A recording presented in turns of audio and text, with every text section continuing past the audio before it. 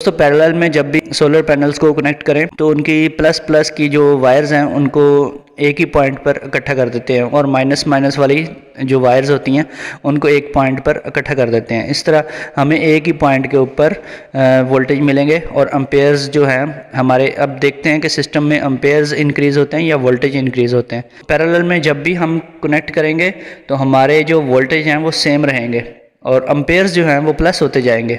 जितने पैनल्स बढ़ाते जाएंगे उतने एम्पेयर्स प्लस होते जाएंगे। जैसे ये आप पिक्चर में देख सकते हैं 3 पैनल्स हैं 8 एम्पेयर के, तो यहाँ पे हमें 24 एम्पेयर्स मिलेंगे और 12 वोल्ट मिलेंगे। 12 वोल्ट का कोई सोलर पैनल नहीं होता, कम से कम छोटा पैनल जो होता है 150 वाट का होता है, उसके ऊपर भी 18 वोल्ट लिखे हुए होते हैं। जबकि लोड के ऊपर हमें वो पैनल 15 से 16 वोल्ट देता है और 6 से लेकर 8 एम्पेयर तक हमें करंट प्रोवाइड कर सकता है। इसी तरह आप जितने भी पैनल्स बढ़ाते जाएंगे आपके एम्पेयर्स प्लस होते जाएंगे और वोल्टेज सेम ही रहेंगे। बात यह है कि ये जब पैनल्स पैरेलल में लगते हैं तो हम PWM चार्ज कंट्रोलर यूज़ करते हैं।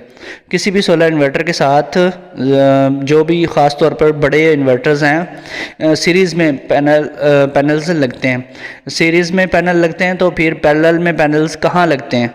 पैरेलल में पैनल्स हम तब यूज़ करते हैं जब हमने PWM चार्ज कंट्रोलर यूज़ करना होता है। और इसका एक ड्रॉबैक ये है, इस सिस्टम का एनर्जी लॉस हो जाती है इसमें। वो कैसे होती है? वो ऐसे होती है कि अगर एक पैनल हम यूज़ कर रहे हैं उसके लिए हम 4 mm की वायर यूज़ कर रहे हैं, 10 से 15 फुट लंबाई जिसकी हो सकती है, 6 से 8 एम्पेयर हमें दे सकती है 10-15 फुट लेंथ में। ज़्यादा लेंथ इंक्रीज़ करेंगे तो हमें जो है वायर गेज मोटी करनी पड़ेगी। तो इसी तरह अगर हम 2 पैनल लगाएंगे पैरेलल में तो हमें वायर भी डबल मोटी करनी पड़ेगी। अगर हम 4 mm यूज़ कर रहे थे एक पैनल के लिए तो 2 पैनल्स के लिए हम 6 mm वायर यूज़ करेंगे। और इसी तरह जब हम 3 पैनल्स लगाएंगे तो हम वायर को मज़ीद उसकी गेज ज़्यादा बढ़ाएंगे। हमें एटलीस्ट 10 mm वायर यूज़ करनी पड़ेगी ताकि हमारे एम्पेयर्स ड्रॉप ना हो और एंड पॉइंट के ऊपर हमें जो हमारा एंड पॉइंट है बैटरीज़ वाला, जहाँ पे हमारी बैटरीज़ चार्ज हो रही हैं, वहाँ पे हमें पूरे एम्पेयर्स मिलें। पूरे एम्पेयर्स नहीं मिलते क्योंकि मोस्टली लोग जो कॉमन मिस्टेक कर रहे हैं, पहले नंबर पे तो उनकी वायर जो है वो प्योर कापर नहीं होती।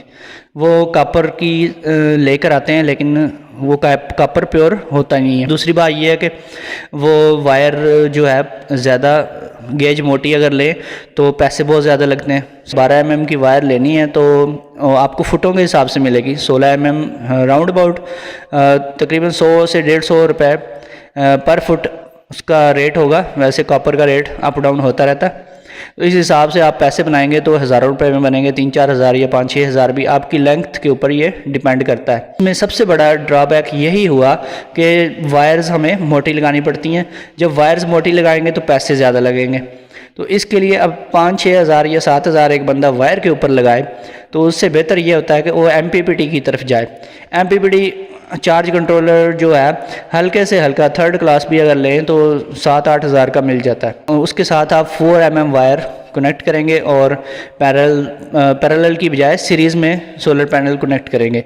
ये इसका जो है बेस्ट सोल्यूशन है। PWM चार्ज कंट्रोलर जो है बेसिकली पल्स विद मॉड्यूलेशन के रूल के ऊपर वर्किंग करता है। पैनल्स के बल्क चार्ज वोल्टेज को बैटरी के अब्जॉर्प्शन स्टेज के ऊपर मेंटेन रखना होता है और जब बैटरी मुकम्मल चार्ज हो जाती है तो उसको फ्लोट लेवल के ऊपर लाकर कट ऑफ करवाना होता है।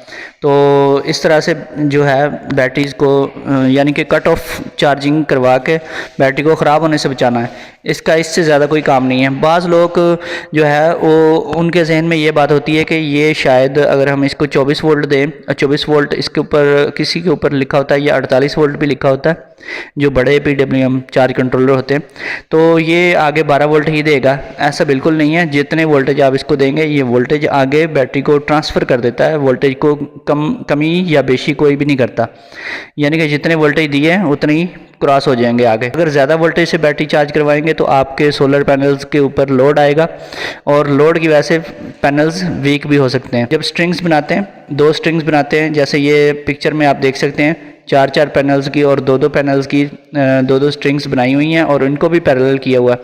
तो इस तरीके से स्ट्रिंग्स को भी हम पैरेलल कर सकते हैं। स्ट्रिंग के एम्पेयर एक पैनल के एम्पेयर के बराबर होंगे। दो स्ट्रिंग्स के जो एम्पेयर होंगे वो प्लस हो जाएंगे, यानी कि दो पैनल्स के एम्पेयर्स, यानी कि बिलफर्ज अगर आपका 10 एम्पेयर का एक पैनल है एक स्ट्रिंग में, तो एक स्ट्रिंग आपको 10 एम्पेयर देगी, दूसरी स्ट्रिंग जब पैरेलल में लगाएंगे तो आपके एम्पेयर्स प्लस हो जाएंगे, 20 एम्पेयर्स आपको टोटल मिलेंगे।